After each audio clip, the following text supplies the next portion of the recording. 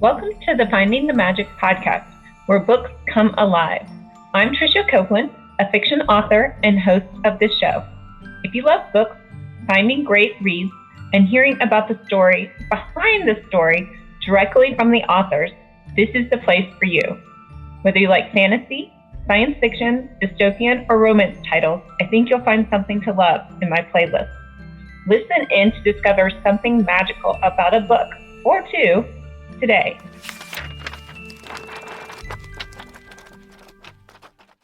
Hi, Russ. How you doing? Welcome to Finding the Magic Book podcast. We have Russ Colchamiro. Hopefully I got that right. Yep. He is a sci-fi author, and he's here to talk about the Angela Hardwicke sci-fi mystery series. It looks like Angela is a private investigator solving mysteries, but not just any PI. So jump in and tell us about the series, the characters. What can we expect? Sure.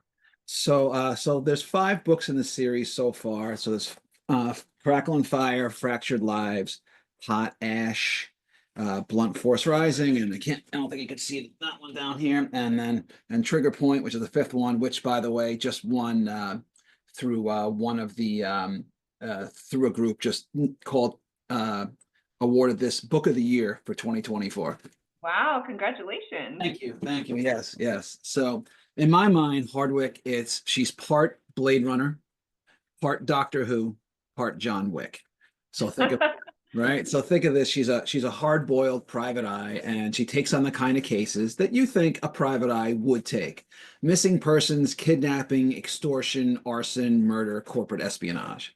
But she also takes on cases that deals with time travel, parallel universes, androids, alien uprisings, folds in space-time, miles-long helix of the universe's DNA, all this kind of sort of cosmic shenanigans. So all the cases start off, they're all kind of street level, and she does, gritty, door-to-door, gangsters and back alleys and dangerous characters, real-time investigation.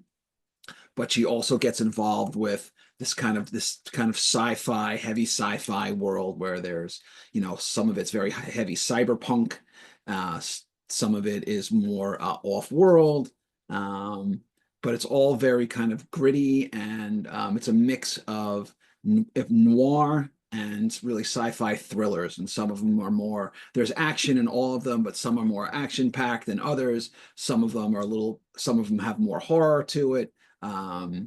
Some of them are more conspiracy themed, and others are more kind of are more personal in nature. There's 5 books in the series, and what's important to understand is you can read the books in any order. These are standalone thrillers. You do not have to start 1, 2, 3, 4, 5, although you can, and you don't have to commit to the whole series. If you just want to read one and be done, all good. Think of it like James Bond, right? There's 25 James Bond movies. You don't have to watch all 25. Pick one. If you like it, you watch another one. If you don't. It's okay. So you don't have to commit to it, but you can, and there is character development throughout. So if that's important to you, maybe you want to start at the beginning, but I reintroduce all the characters and the world building every single time out, so that every book in theory could be book 1 for you. Or it could be one and done, or you could read multiple. So that's just kind of like a bigger frame up of kind of like what the series is. Right. So, well, that's a really great aspect to know too, when you're finding new author, new series, like what to expect, and that's great that they can all be read as a standalone. So set the time period up. How far in the future are we talking? So Hardwicke operates in a realm outside of us. All right, she operates in a realm which is a spin-off of another series that I did, which you do not have to read at all.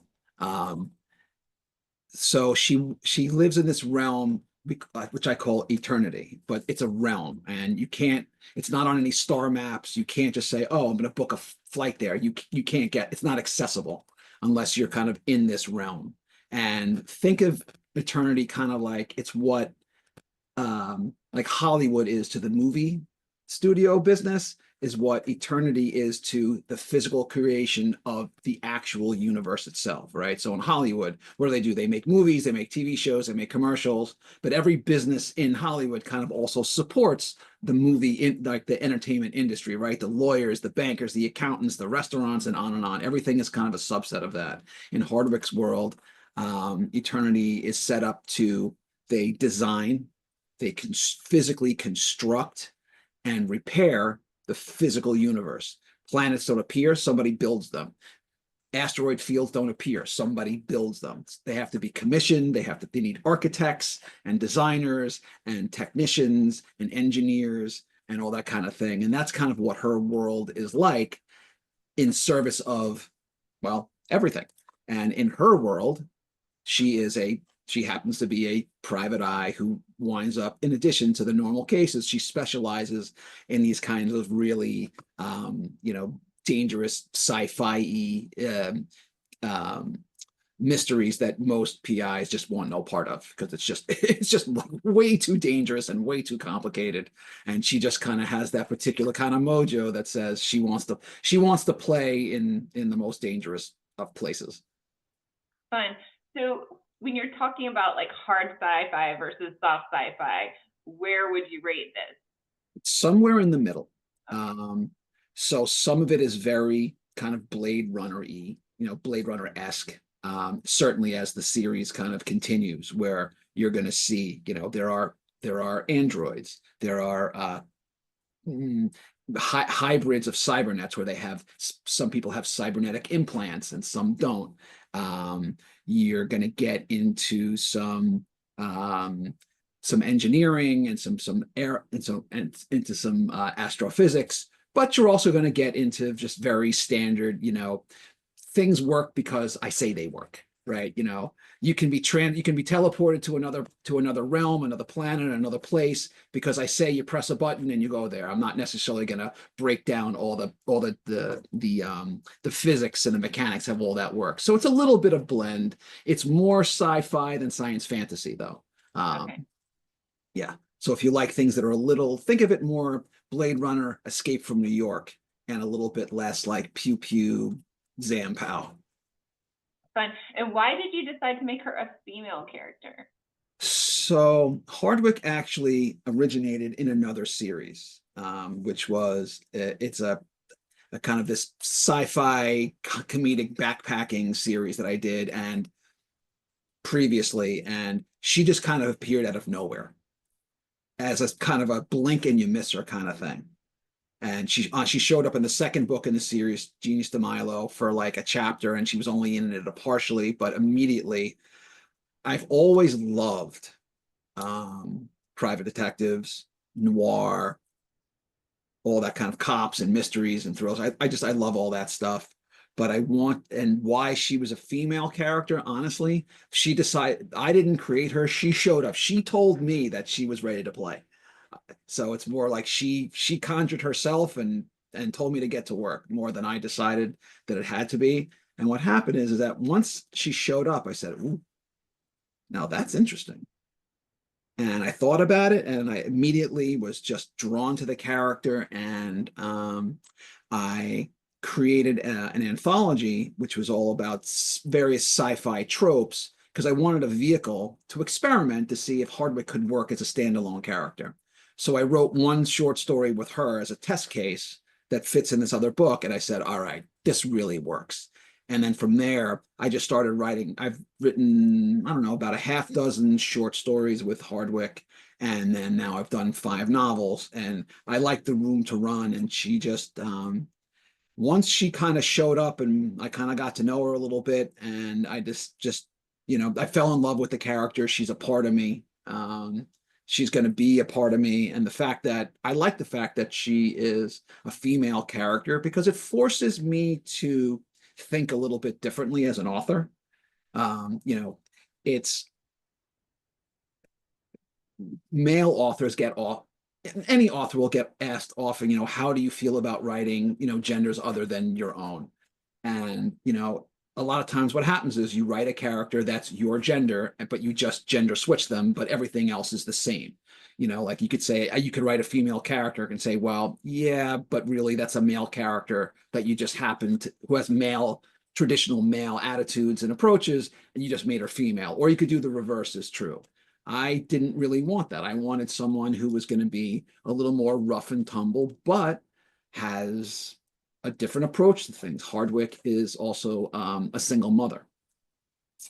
And it's a very important relationship for her.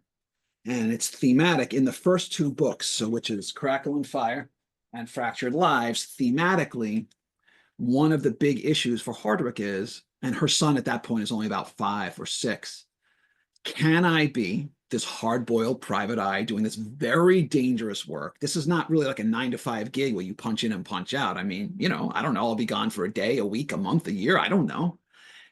Can I be this hard-boiled sci-fi private eye and be a good mother to my son? Now, which I think is a reasonable question, right? So if the answer is yes, then what does her life actually look like? If the answer is no, well, what does her life look like? And I really wanted to kind of dive into the element of being a mother and not just a parent, and what that means to have this relationship with the son, even though maybe intuitively she probably wouldn't have decided, oh, now that I have this career, let me have a kid. It didn't really work that way. So she's trying to make it work. So how do I hold on to my parentage, my femininity, while I'm doing this very complicated, very dangerous work where I'm being challenged on a daily basis, just being me? And that was really interesting to me. And I wanted to see if I could do it. And the readers have told me that they seem to like the way I'm handling it. So I'm not going to declare that I've gotten it right. I let other people make that decision. They seem to tell me that they think that I have. So that makes me happy. And I use some of my own experiences and that of I have 2 kids myself. I have 14-year-old twins. So I know what that's like to juggle lives. And that became a big part of Hardwicke. Yeah. Yeah, that's interesting because those two things would be like in exact opposition to each other. Like, why would you put yourself in harm's way if you have this child to take care Right. of, and they're counting on you, and you would have to have a major support system in your background, right? It's a very serious element of contention for Hardwicke. She really struggles with that balance in the first 2 books. And in fact, in Crackle and Fire, when we first meet Hardwicke, so I'll give you kind of just the frame up of what the book is that she's approached by a young accounting executive who says, I was in charge of the interns. One of them, who was middle-aged and starting a new career, and he left. He stole some very sensitive corporate files, and I really need you to get them back. And she doesn't want to take the case because there are some unsavory characters attached to what's going on here. But for reasons I will not explain, she feels like she has no choice but to take on this case. And she does. And it leads her down a pathway where she gets mixed in with an Occupy Wall Street type of a socio-political movement. She gets caught between these 2 dueling gangsters, and she gets entangled with this madman from Earth he's essentially a serial killer who has galactic ambitions. And if he makes it onto her realm, it's going to be bad news for like a whole lot of people. While this is going on, her son has already been missing. And she's desperately trying to find him. But the problem is that you can't spend every nanosecond searching. You still have to function as a human being. You have to live. And she's really torn up inside about how to balance these lives. And, how do I not have a nervous breakdown with the fact that my child is missing while I'm having to not just function, but do this other very dangerous world. And over 2 books, it becomes her relationship with her son is critical to her evolution as a character. So that was kind of a big thing. And then in the second two books in particular, really the last three, she also has a protege, Eric Whistler, who shows up from the beginning. And so she's early mid 30s when we meet her. Whistler is about 10 years her junior. And he's all, put me in, coach. I'll do anything. I'll dumpster dive for evidence. I'll stay up for 5 days straight analyzing information. You tell me, I'll do it. Well, after a couple of books, he starts to level up and he says, I want a seat at the table. And she essentially says, oh, really? Well, good for you. And they have a lot of friction between the two of them because she never said that she was a good mentor, a good teacher, but she kind of feels like she needs the kind of work she's doing. She needs another set of hands, but she never said that she was good at doing this. So her style is she doesn't know, like, I can't be too mothery because I'm not your mom. I'm running a business here and I'm doing dangerous stuff. Like, you're going to have to hold your own in this dangerous world or you can't help me. But she can't expect him to know how to do stuff. She has to teach him. So how patient can I be? Should I be? Do I know how to be? And sometimes she's good at it, and sometimes she's not so good at it. And she's very hard on him because she has very high expectations. It wasn't so easy for her to like build this practice. She had to make a lot of mistakes and take on a lot of cases and build this from nothing. And so she's kind of got that going on there. And she also has a mentor herself, Lieutenant Tarish, who is with the ICD, the International Crime Division. Kind of think of it like their CIA or FBI. And as I say, he says he's my mentor-ish, right? We're not friends. We're not friends. They kind of work together sometimes. She uses him, he uses her, and that gets complicated. And she has a core group of friends who drop in and out of her life. She's got Nini, who is this tiny person. She's not even 5 feet tall. She's this, she's got very dark skin and she's an ER nurse and she has seen it. She's tough as nails, has seen it all, been covered in every kind of puke and blood and snot and everything you could think of. But when she's not working, it's all glam all the way. She just wants to be pampered all the time. Hardwicke also has this other friend who is Nini's best friend, which is Dolores. She's this giant hulk of a woman. And she works as a baggage handler at, you can see it in, let's see, the fourth book. So you can see here, right, this ship here. It's a galactic cruise ship. Think of it as just as you go out to sea, you go out to cruise, right? Except it's not on the ocean, it's out in space. Okay. But she's a baggage handler. But she's also kind of Hardwicke's muscle, but she's also an investor too. So she kind of knows a lot of things. She knows a lot of people. So she's muscle, but she's sort of like kind of like quietly very smart. And Nini and Dolores are friends. And then Hardwicke also has a Frankie the Brush. And Frankie the Brush is based on a real guy. He's a contractor. He's my contractor, in fact. And he paints houses, and he also does real estate renovations and design. And so he knows a lot of people and he kind of pops in and out of her life. And all these people kind of populate Hardwicke's world. And they kind of help her in certain cases. And sometimes they get mixed up in her stuff and it doesn't go so great for everybody. So Hardwicke is sort of managing a lot of relationships personally while she's handling these very complicated, difficult cases. And the other person who shows up, and I love this character too, is Bernice. Now, Bernice is so Hardwicke she doesn't work for an agency. She doesn't work for the government. She's not Batman, right? She doesn't have $1 billion where she can buy all this tech.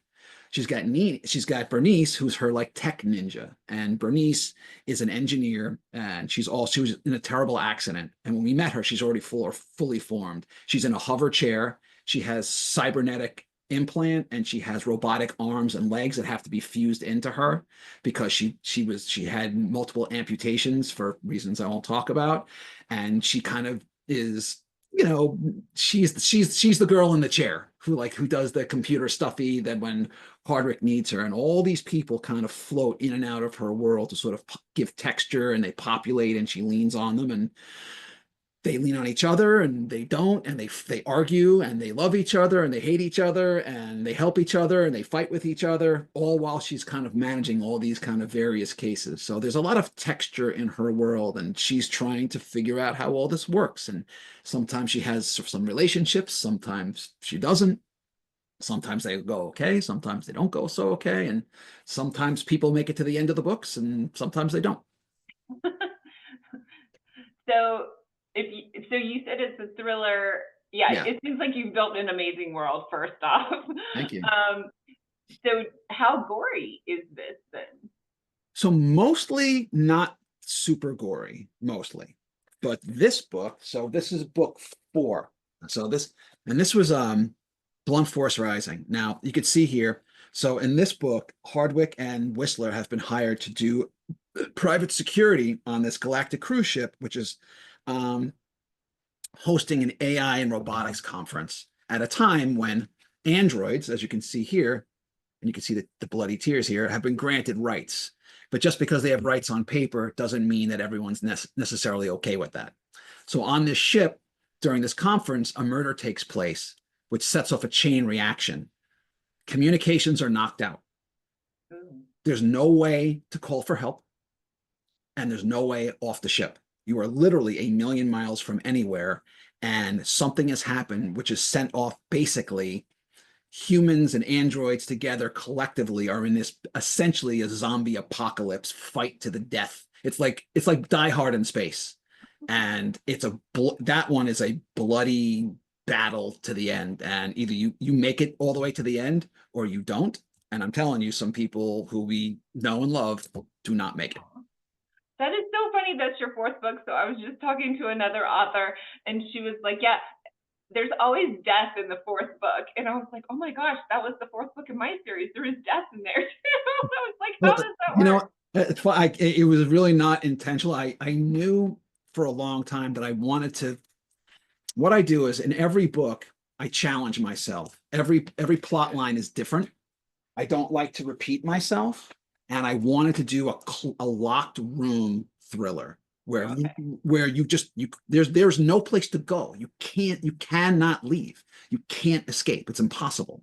So being sort of claustrophobic and having to navigate this, not only is there a mystery going on, but there's also like a bloody battle to the finish. How do you survive? And then how do you solve a mystery at the same time? It's while you're cut off from civilization, where life support is maybe starting to fail. Like there's a real ticking clock here. Like you got to get some stuff done here. So I didn't plan it to be the 4th one. I just knew I wanted to write that kind of a book, and it happened to be the 4th one. No, yeah, it was just funny that it was the 4th one, and I was thinking from that, I was talking to that other author, but yeah. So how do you said you like to challenge yourself in each book. Is that like how you kind of come up with what her mission is in the next book? Like, just your interest? Yeah, so the second book, so Fractured Lives, is she is hired by a woman who says, please don't dismiss me. The cops laughed me out of the room. I have a daughter who's a freshman at this prestigious design college where they work on celestial design. Everyone's telling me she had a nervous breakdown. She didn't. Someone has stolen a piece of her soul, and I need you to get it back.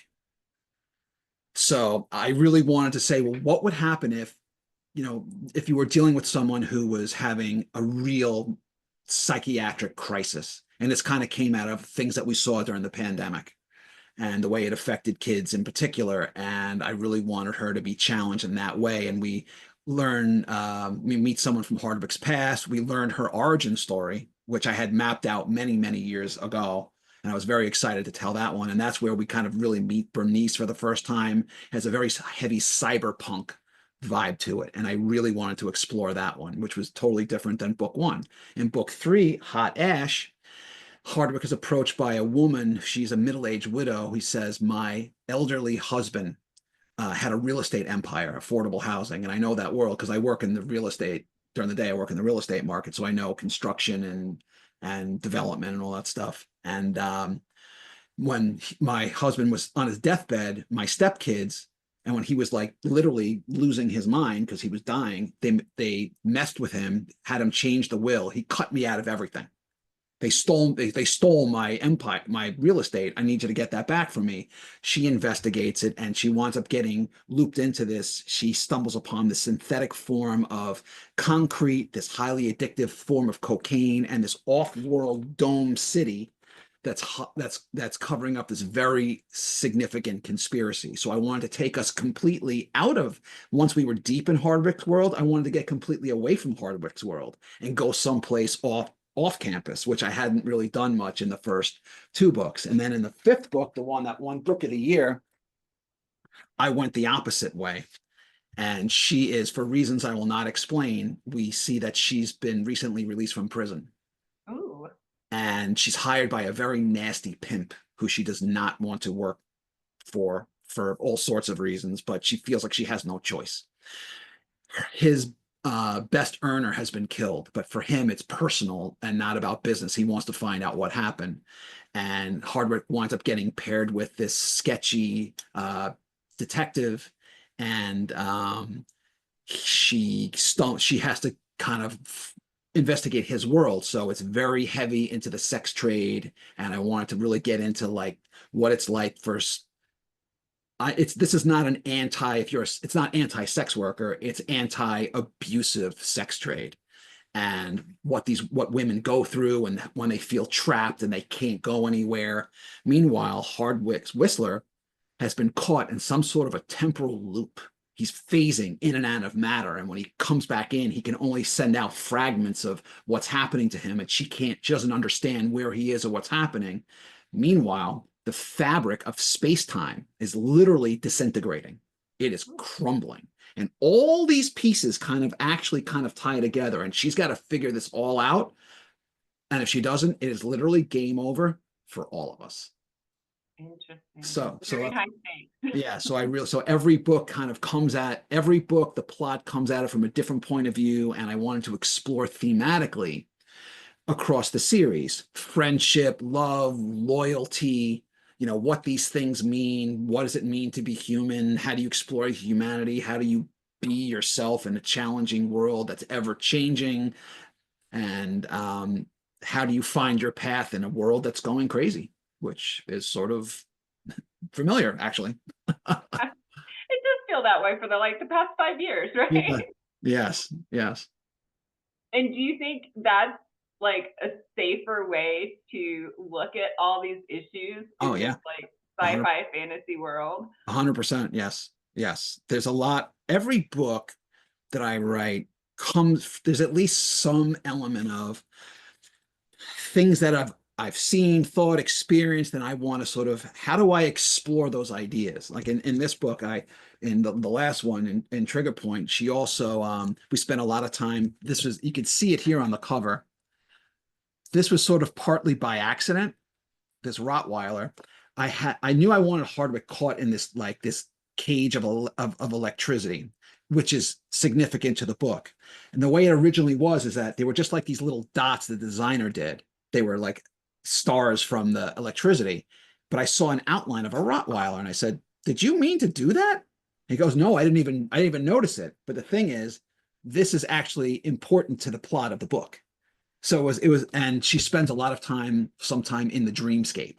So we really dive into like dreams and nightmares and symbolism as well. So if you ever seen the movie like Altered States and Dreamscape, so those had a lot of influence on me, and I really wanted to dive into kind of the really deep, if you read any Freud or really Carl Jung and his ideas about collective consciousness, and which is also kind of thematic to a lot of what I do. So I try to infuse fairly significant philosophy and mythology into this sort of this gritty sci-fi thriller world, and while also how do we maintain our humanity through all of this. So while all of them are, these are, they're thrillers, they're supposed to be entertaining, but there's meat on the bones. Fun. And so do they have diseases and all those things figured out? Are people living longer, or is it kind of the same as what we experience Yeah, now? I don't get into that part of it, at least not so far quite as much, although there in some of the books I talk about synthetic organs and and transplants and that kind of thing, but it's not I wouldn't say that's a huge theme in any of the novels, but it doesn't mean it won't be. I don't know that we want another pandemic novel yet, right? Trust me, I'm not going to be writing a pandemic novel. No. Yeah, I unfortunately did that in 2019. But Yeah. anyway, Yeah. This has been super fun. I have one question. Sure. When you're mapping out your books, how do you do that? Like, do you have like all the plot lines on a page and you're like making sure they're all connected and interwoven and All right. running on the, So I imagine your brain's just like steaming. it's the classic, am I a plotter or a pantser? The answer is I'm a bit of both. Every book I need to know the end, because I like to know where I'm driving towards. And then there are certain elements where I say, well, I know this has to happen here, and this has to happen. Here's a scene that has to happen, and this has to happen, and this has to happen. But I leave some space in between for like that, spontaneous magic to happen, because you just never know. New characters pop up all the time, and I'm like, who the hell are you? And they say, well, who the hell are you? And then we start getting into it, and sometimes you know how it goes. You think you have a great idea and you're moving, and then the words just kind of want to go in a completely different direction, and you change a few things.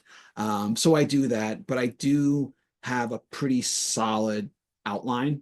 Sometimes I outline more, sometimes I outline a little bit less.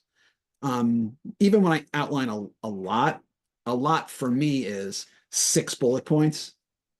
Although sometimes I will have like copious amounts of dialogue that I write when it comes to me, and I stick them in a file somewhere and I know where it goes. Sometimes they're sketches of ideas or links to things I want to include, or world building or whatever. So it's kind of let's call it a loosely solid outline, but enough room to improvise.